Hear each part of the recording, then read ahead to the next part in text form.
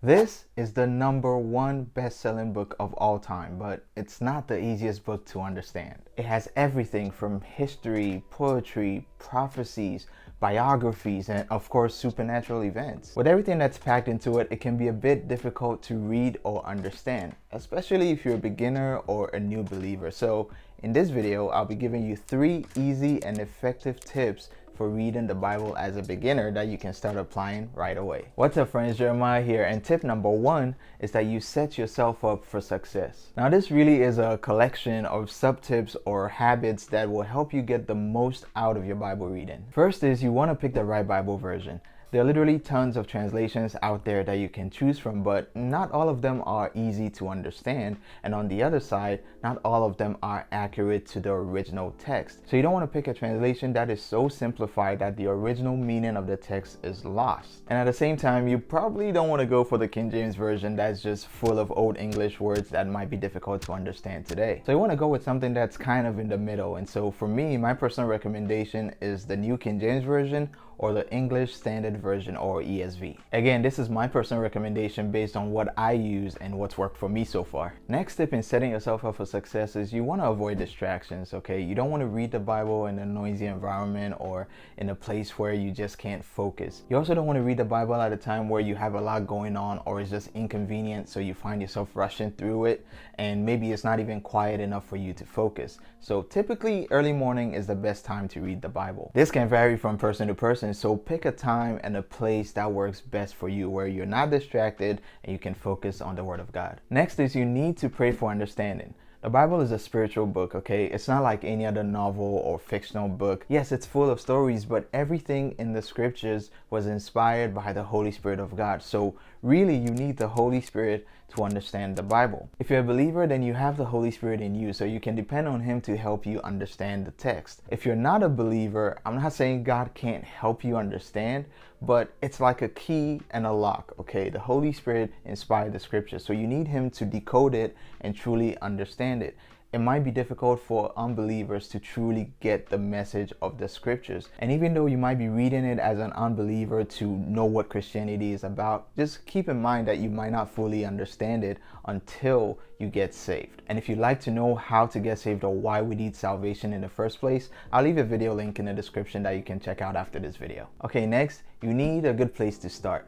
Like I said before, the Bible is full of different types of writings and different writing styles by different authors who, of course, were inspired by the Holy Spirit. But where do you begin? The whole book is divided into 2 main sections, which is the Old Testament and the New Testament. You can start wherever you want, but my personal recommendation is that you start from the New Testament, specifically the Gospel of John. The reason is that John really shows us who Jesus is as the Son of God. So that's important to know right out the gate when you're starting to read the Bible. And then after John, I'd recommend the book of Romans, and then you could go to the Old Testament and start from Genesis. There are also different Bible reading plans on the Bible app by You version that you can use to kind of give yourself some structure and follow along to read the Bible. The final habit in setting yourself up for success is to take your time.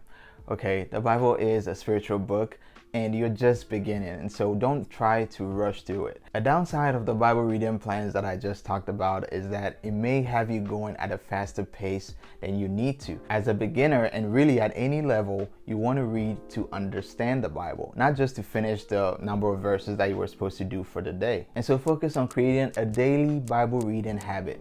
15 minutes a day is way better than 2 hours once a week, in my opinion. Now, if you're watching this and you've already been reading your Bible, how do you set yourself up for success? And what are your best Bible reading tips? Comment down below so we can share it with those who are just now beginning. Tip #2 is to look at the big picture. Imagine you've never heard of the Marvel Cinematic Universe or the MCU and you've never seen a movie, didn't know anything about it, and someone just drops you in the middle of a movie. You'd probably be confused, like who are these characters and why are they fighting and what's going on? Because it's all part of a big picture. The same thing applies to the Bible. When you read one verse here and then the next day another verse here, you don't really get the full picture or the full message that it's trying to convey. It'll be like looking at a really zoomed out picture and you can't figure out what it is, rather than backing up and taking a good look at the whole thing. This is what we call context.